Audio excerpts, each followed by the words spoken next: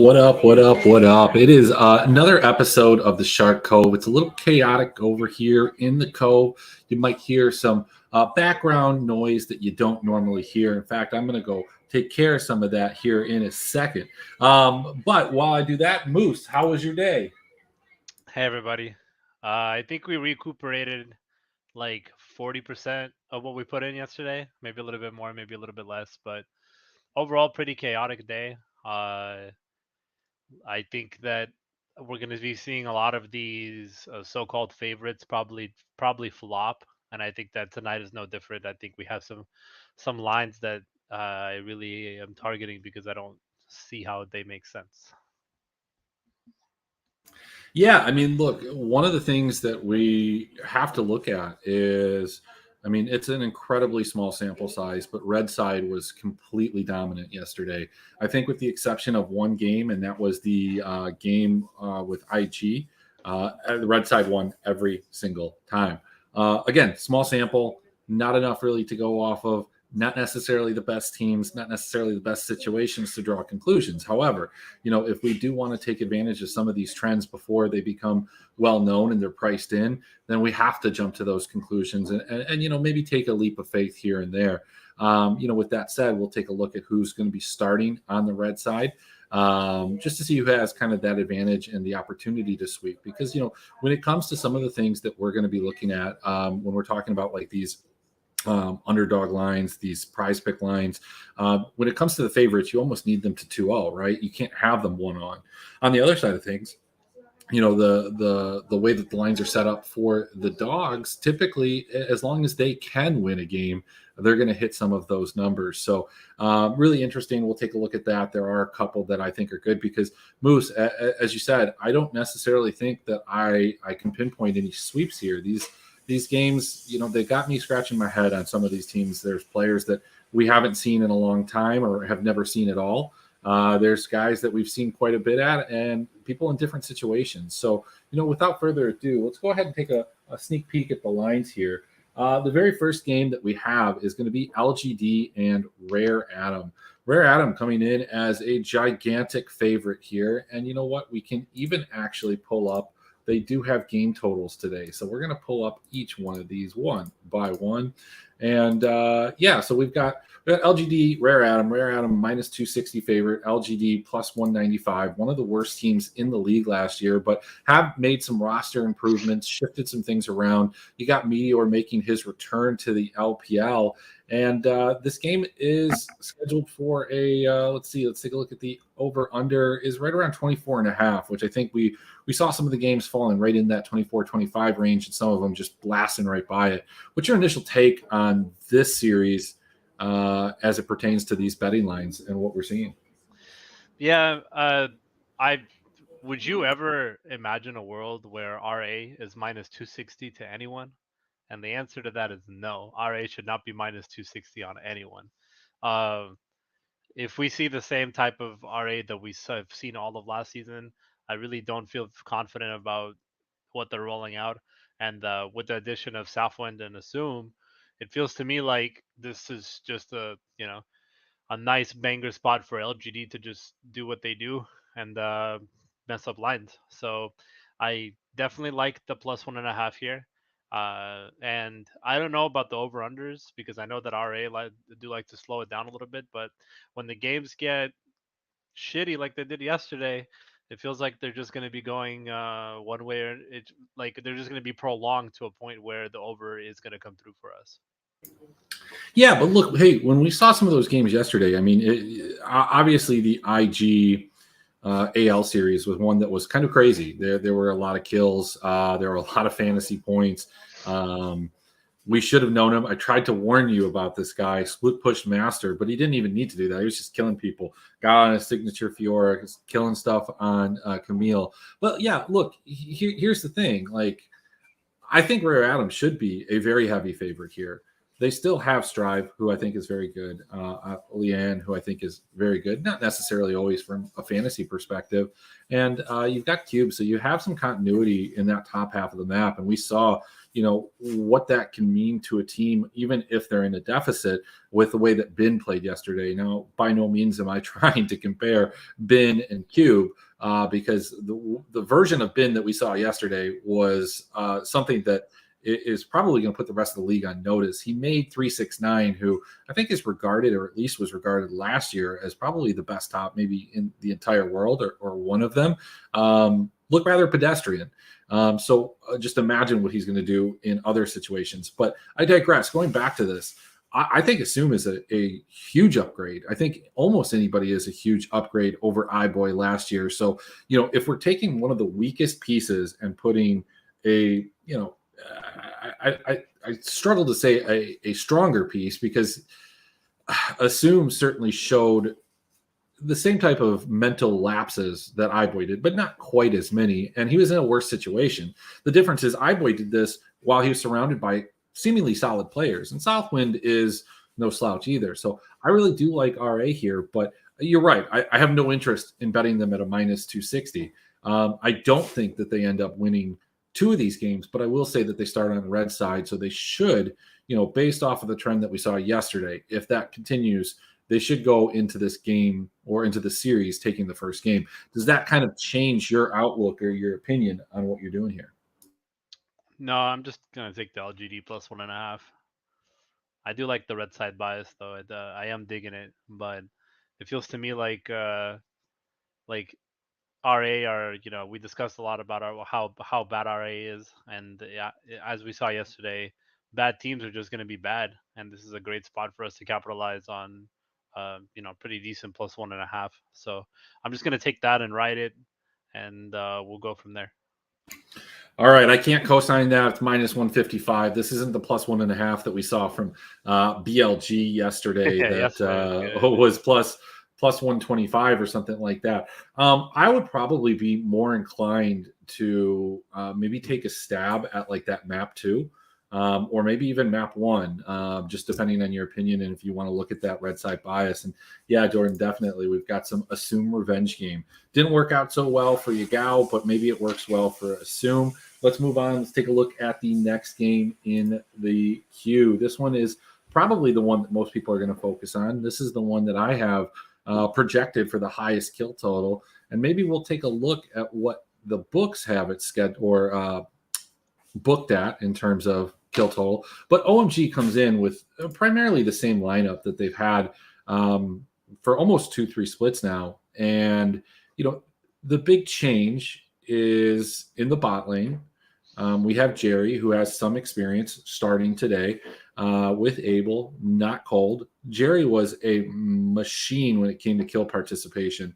Limited experience. They didn't always win. This is a 500 team, but plus 170 against an RNG team that is replacing their mid laner. An Angel isn't going to be playing, so you're bringing your Academy mid laner. And then we're going to play, the mysterious Bunny. Bunny, who has been a topic of the Discord for far too long because of our dear Gugs, who is boycotting the Shark Cove, because I won't let him on here without his shirt. He always would ask, is Bunny playing? But Bunny never plays. But Bunny is playing today. It's no different than Moose when you would join in to the Discord and be like, who's starting for the LCS? But this is Gug's moment. It's his opportunity to play Bunny. What do you feel about this particular matchup here? Yeah, I feel like RNG are just going to be the same team that we saw them last year, where they probably look really strong, And I would imagine when I first saw this matchup, I thought that the line would be even more further in their favor. Um, but this seems like a 2-1 situation as always. And I wouldn't be surprised if OMG probably rip game two, and then they go into like a very typical RNG style game three.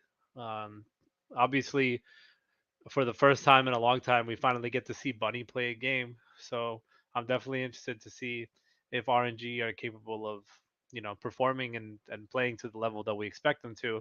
There's no question that, the top side of the map is our very RNG favorite, in my opinion.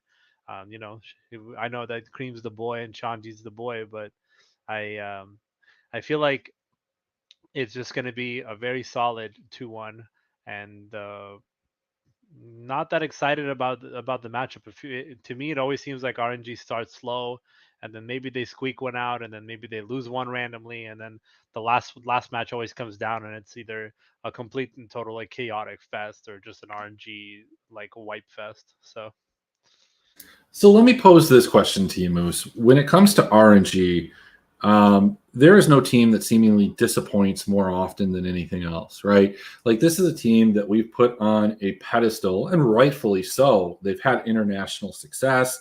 I'm wearing the jersey right now. I've lost slimmed down a little bit, so it just barely fits. It's not fitting well, but when you buy these overseas jerseys. I will tell you, go up like 2 different sizes because this is like an extra large, but it feels like a No, medium. yeah, you gotta get Um, double XL. Yeah.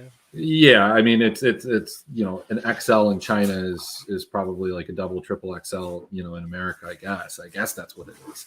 But look, this is a team that has constantly disappointed. This is a team that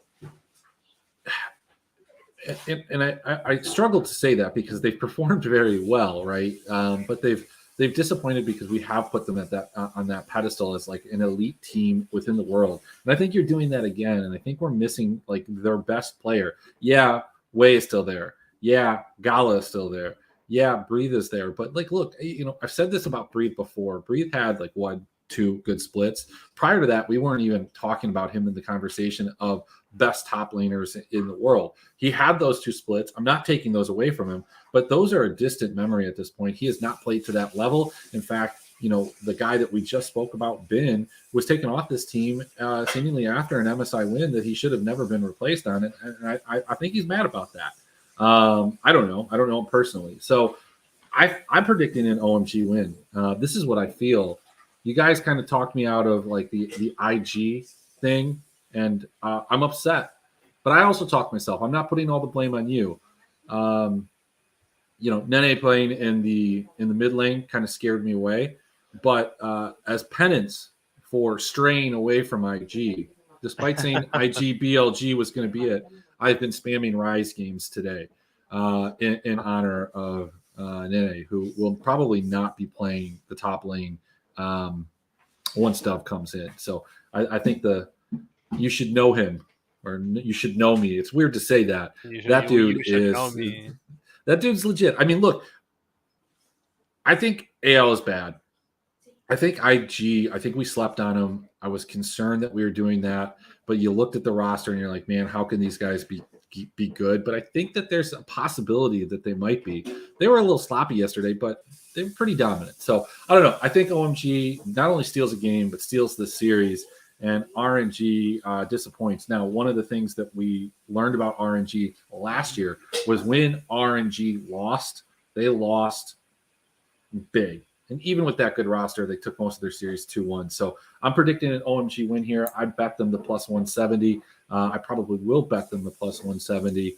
I'm not going to miss out on some of that juicy dog money. Moose, let's go to the next game, the last game. We have a 3-game series. We've got NIP, formerly Victory 5, playing Ultra Prime, a completely different Ultra Prime team here. Look, when I think of this NIP team, what was Victory 5, you look up and down the roster, and at the start of last split, when Rookie had yet to join the team, we saw Dream come in. This was a team that I bet the unders on because I thought that, through that difficult part of the split, they ran against some tough teams, but they managed to win almost every single one of those games. In fact, I think they did win every single game until Rookie got there. Dream showed that he was a suitable replacement. Xiaolongbao, my favorite name to say, also showed that he was a suitable replacement, and that's probably why we saw Carsa walk. That's probably why we saw a rookie walk. A concern that we do have is that you do have some other pieces that are a little different. There's no PP God. Rich isn't with the team yet. Minus 190 is tough, but this Ultra Prime team is filled with some guys that we haven't seen on the Rift in quite some time, and a dude named Doggo. And look, we do always say jungle mid synergy is important. Does it get any better than Ning Qing or Qing Ning? Yeah, it's important. To me, this just feels like a matchup of old versus new, right? Where you got V5 coming in, with the roster that we're used to seeing, plus Invincible up top. I don't know what this Rich situation is, but when I saw this matchup, to me, maybe I'm a fish, but to me it just screams like we should be all over V5 today. I don't see how Jean Lambert doesn't just absolutely stomp this game. I don't know. Maybe I should add something more, but it just feels like, yeah, they're just very dominant. All right. Well, I mean, Ultra Prime is starting on red side, I believe. I'm almost. Can you stop it sure. with the one slate bias? Hey man, it was pretty heavy.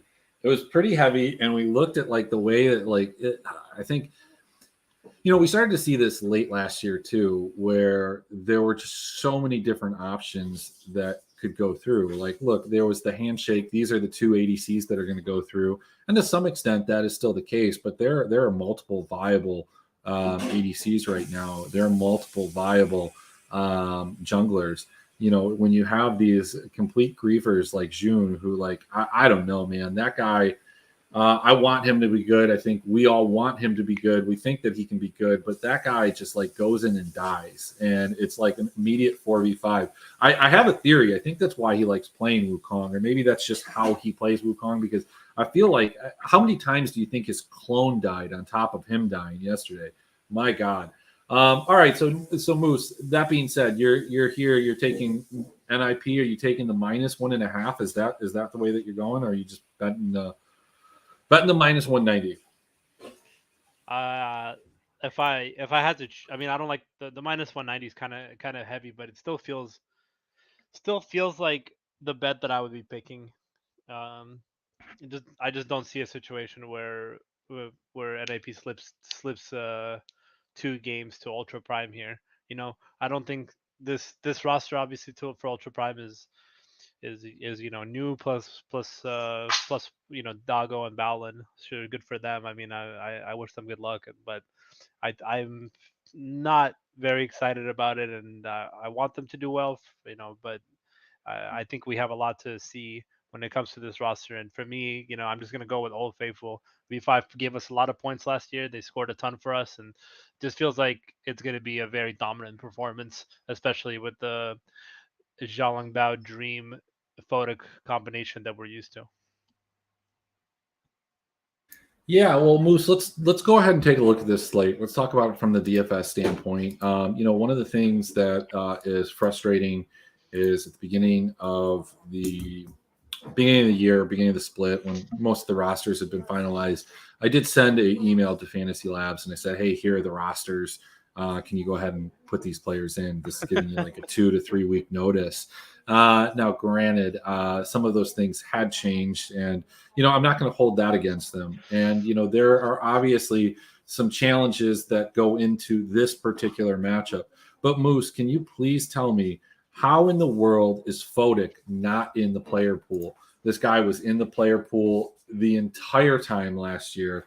Is it really that problematic switching from Victory 5 to Ninjas in Pajamas and being able to do this? Now, mind you, look, they did that with NIP, but there were teams last year that they never switched the name. And I think we'll probably even get into this as the first week goes through. We're going to get to teams that are going to still be with their old team logo. I mean, look, OMG has their old team logo. They don't have the new team logo. So why is Photic not here? How do we talk about Cash when we can't put together a lineup? Because based off of what you're telling me, I have a feeling you're looking at NIP and Cash. Is that correct? Yeah, I'm looking at NAP and cash big time. I got some lines I want to play, and definitely want to get some definitely want to get some NAP and cash in. Okay, well, what are you looking to put together with that? I mean, who are you captaining? I can't obviously put everything together here, but I'm assuming that your cash lineup, where you're starting, is NIP, RNG. Those are your two. As it stands, with the players that are actually in the pool, I don't even know if it's going to give me an Yeah, option. it gets invincible. It gives me invincible because look, there's only so many players, and actually, it's giving me Rich here too. So that's not something that we can do. We'll take That's him out. rich. Let's optimize it again, and we're not able to generate it. So, Moose, give me some insight. What can you put together with those two teams? Yeah, so you can kind of, if you want to go straight NIP with RNG, you could just put together, yeah, you could do way up top, you could do Zhang Bao on top, and then you just do Invincible, the other jungler, and then two NIP, Bunny and Royal give up. So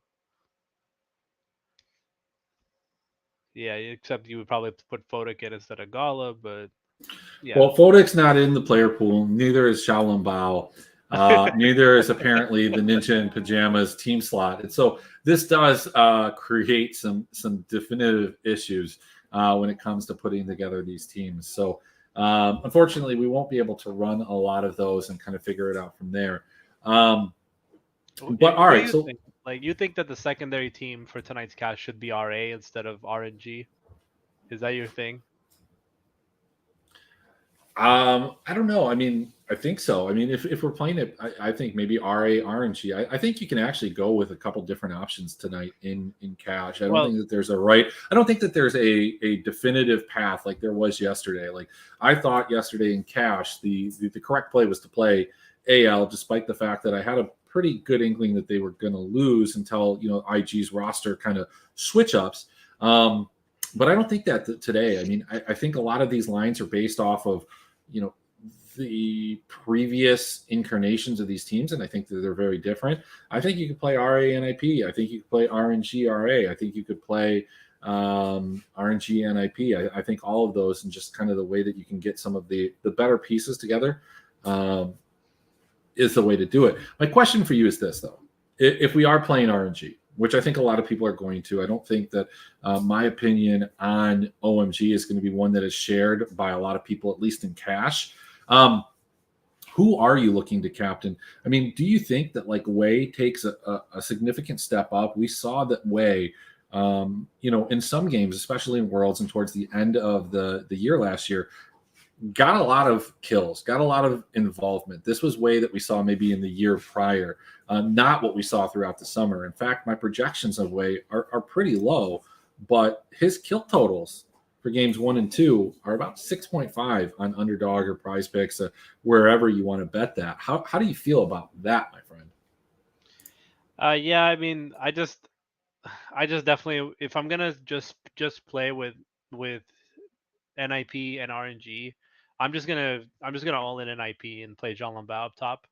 I do like the way being selected as well, and but he is more expensive, so I think people are just gonna probably try to fit in way not at the captain slot. And I think in general, people are probably just gonna do what they did yesterday, where they shoved all three teams into cash and just said, okay, well, what happens happens, because you can get a lot, you can get a carry captain as opposed to jungle captains, but I feel like you can't go wrong. You're either playing RNG NIP tonight and Wei and John Labao up top, or you play RA RNG NIP tonight, and then you can play whichever combination of that you want.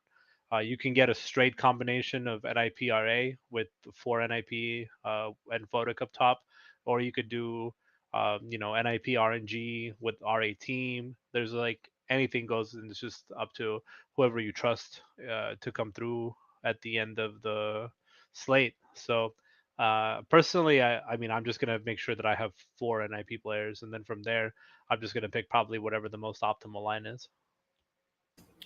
Yeah, I guess there's not a lot to kind of analyze too much on this slate. I mean, I think you're taking a stand on the RA LGD. I totally get if people think that RA is bad, but I don't think that's ever been necessarily the case. RA has always had these mental lapses. They've controlled games.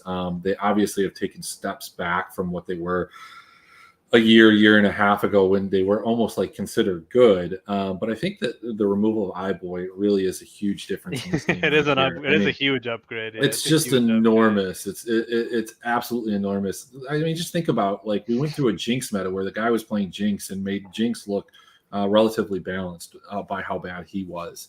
Um, and to think that there were probably 3 or 4 worse ADCs in the LPL, some would assume or say that assume is one of those. But I think he was in a bad situation. I don't think that situation in LGD is much better as it is. Like I said, I like RNG, in cash. That makes a lot of sense to me given the line, but I think OMG wins this game, so I'm probably going to limit my exposure. In cash, I might be playing NIP, RA. I might be playing that in winner take alls, and I'm just going to hope that LGD that we saw before is still there. They still suck. They still contribute to Fiesta games, and RA and Leanne are the beneficiaries of that. Who do you think is going to be the highest owned team in GPPs? I'm assuming you're going to say NIP, but I would almost think that maybe RNG. I mean, they're the highest priced team, and typically, like we said, time in and time out, life finds a way. No, NIP for sure. Okay. NIP is going to be owned, stacked all over the place. I think RNG 4 stack is going to be non-existent tonight. Playing an RNG 4 stack is probably very contrarian tonight.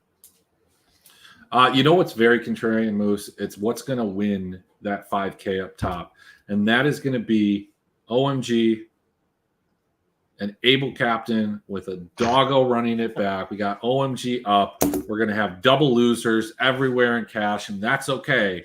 But that's my bold prediction. OMG up, both win. I think we see 2 dogs.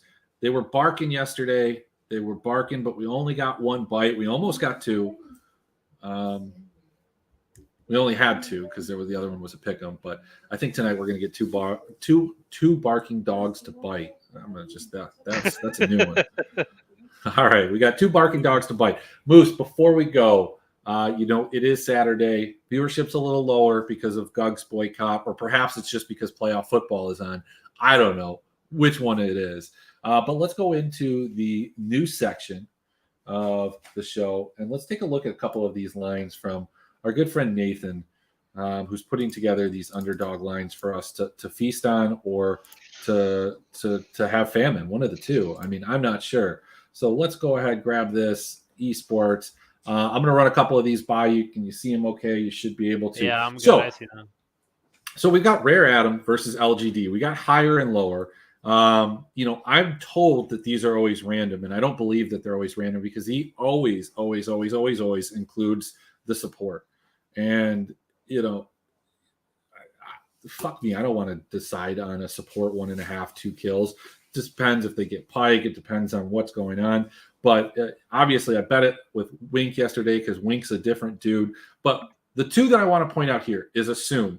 Do you assume that RA can 2-0 this series, or do you assume that RA is going to 1-1 and lose the 3rd game or win the 3rd game? It's irrelevant. The first 2 games, what do you feel? I'm on the 1-1 train. So if you're on the 1-1 train, would you then assume that his 9.5 kills goes to the under? Yeah, 9.5 kills is a lot. Okay, so what we're going to do is we're going to put together a little Shark Cove parlay here. It's not going to be a huge one because we're gonna max it out and we're going no insurance. Okay, so here's my thing: if we're going with a 1-1, then we have to go higher on 5.5 kills, right? We have to from Hachio or however you say his name. Hai Chao. Hai Chao. Hai Chao. It's because you. Oh wait, here it is. Tried the faves, can't get wires. You have to do some one off. Okay, cool. Hey, Spell, please, whatever you do, don't bet anything that I am putting in here. Thank you. Okay, so we've got these 2. Let's go to RG OMG. We've got way higher, lower than 6.5. Again, do you think that this is a 2-0? Do you think this is a 1-1? How do you think that this one plays out? I think that 6 kills for Way is very doable. Even in a 1-1, you think that's doable? Yeah. Okay. Let's go with that. And then Shanji, 5 kills. I mean, we can shelve it. We need 2 more. We can shelve it if you don't feel good about it, because we do have one more game that we can take a look at. Let's go to the other game. Okay, all right. The final game we have down here, we have Xiaolongbao, 7.5 kills. We have King. I don't even know how to say it. We'll find out tonight. 6.5 kills. Do you like either of these? I think the Xiaolongbao and the Zhuo taken together is probably a good bet. Okay, we don't have to take either of those. Do you feel before we do this? Because I'm not in agreement with you. I don't like either of those necessarily. You don't like Zhuo 2 kills? Did No, Lele no. get 2 kills yesterday? Literally, go look at Zhou's match history. It's a bunch of zeros, some 3s and some 2s. You never know with these supports. But we can go to rivals. So let's go to rivals real quick because we can add a rival here. Do you think Lian outkills Strive or Strive outkills Cube? I'm going to tell you this. I love Strive, even with the 1.5 kill adjustment over Cube. Yeah, I like Strive a lot more too, and especially for if the Rise meta is real, Strive is one of his main plays. What do you mean? What if it is real? Like, did you not watch it? Like permanent? It was like 100% presence in picks and bans. Yeah, I mean, I think it's his best champ. So I think Strive is definitely a champ that we should be paying attention to. Yeah, I'll tell you. So my projections have Strive with, if in a 2-0, exceeding Cube by 2.2. In a split 1-1, I have him by 1.5. So it's riding a line, but I think we're going to go ahead and put it on there just on the basis of the meta shift right there. Can we go Lian and Cube? Is that something that's interesting to you? I think that is almost as strong, if not stronger, for me at a 0.5. Would you actually rather have the Lian over Cube or the Strive over Cube? Now, keep in mind, we saw a lot of high kill games from Tops yesterday. That's true. I'd rather do the Lian over Cube. Okay, we're going to go Lian over Cube. I don't really want to touch too much with the LGD line. Now we've got Gala versus Tangwan. We've got Gala versus Breathe. Do any of these interest you? I'm going to tell you right now, the ones that interest me are right here. Akai is just not a guy that gets a lot of kills. Yeah, no, he's an assist guy. His kill participation last year in wins was right around 15%. Let's say that this is the exact same team, and in a lot of cases, we're not necessarily seeing the same type of junglers. Look, not everybody can go put 5-6 kills on a Vi game. It just doesn't happen. I think I'm going to go with the Abel over Akai, just because if we take a look at it, Abel, I have him leaps and bounds above Cream. So let's do that. Let's put that in. Moose, we're just gonna throw $10 on this one. Nothing wild. It's gonna pay out $200. Do you want to buy the insurance? I don't think we need to. Nah, we're not buying insurance. Sounds good, my man. All right. Any parting thoughts that you have for me?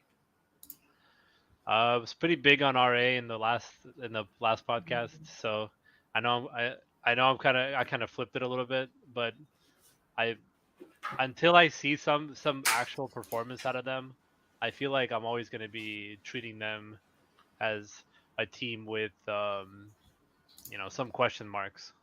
But like we said, I mean, things can only it can only go up from them. So things can only get better. So I think tonight will be a great time to kind of get a gauge for where they're at as a team. And I say that, but we do know them as the most seesaw team ever. So. Yep. All right. Well, hey Moose, this has been a short show. It's a Saturday show. It's a sober Saturday show, which is rare. Oh, that's very rare. Exactly. But we'll be watching the games later. Can't say so much as the soberness at that point. Got a couple beers lined up. Going to stay up, get a little crazy. Not too crazy, but just a little bit. Hopefully we get some crazy lines. We get some crazy wins. And we'll see you guys back here on Tuesday as the 4-game slates, the LCK starts up. And we have kind of a little bit of a banger. We've got BLG and FPX, Weibo Gaming, and Top Esports on par for the LPL. In the meantime, to kind of wet our whistles, we do have a couple 2-game slate moves. We have Top Esports versus AL. We have EDG versus WE. Almost feels like a pretty obvious slate. Let's talk about that one actually before we leave, before we go. WE EDG. EDG by some in the community, including Doinby, is said to be invincible, to be a great team in scrims, and they're going to have a great season. They've even been put at 10.5 wins by one Mr. Avalanche, who is pretty good, but this could be the one line he's not good at. Versus WE. What was your take on WE yesterday? Because I'm going to tell you, I thought they played very well, except for one particular player. Was it the top laner? What a mess he was. Absolutely. I was actually significantly impressed with 2 specific players. I thought Iwandi played his heart out, played his mind out, was moving his fingers, clicking his mouse, and man, just absolutely was a difference on Nautilus. They obviously outscaled in the 3rd game with like every lane being a scaling champion, but I thought Iwandi played fantastic. And you know who else I was kind of impressed on was Hang. Not Hang. I think that's how you pronounce it. I thought he played absolutely fantastic. Now, look, it could have just been Hoyoa or however you say his name. I watched everything on silent yesterday, so I didn't catch any of the caster pronunciations. He played terrible. So, I don't know if it's a context thing, but I guess where I'm going with this, Moose, there is a top laner out there, probably one of the more overrated top laners recently, because his performance doesn't necessarily constitute the hype that he, deservedly got from a couple years ago. But what if this WE team, these 4 guys added somebody like Zoom? That'd be good. Be a lot better. Add anybody. Just get anybody in there. But Yubi's just bad, bro. What is this on-hit cannon bullshit? Well, so it makes sense. Like that was a better lane matchup, but I saw other people say, and while that's okay, and it's true, and it is better in lane, you know what else is better in lane? Different champion. So just pick a different champion and go from there. But all right, yeah, I thought WE was pretty good. I think WE can get the upset there. I don't think that anybody is going to be playing the other side of that. I think you're going to see a Top Esports just absolutely crush AL. Sorry, Jordan. I know that you love them, but no matter how much you love them, it's not going to be enough to make them good. But that's it. That's all we got. I will talk to you, Moose, off air in the Discord, and we'll see you guys on Tuesday.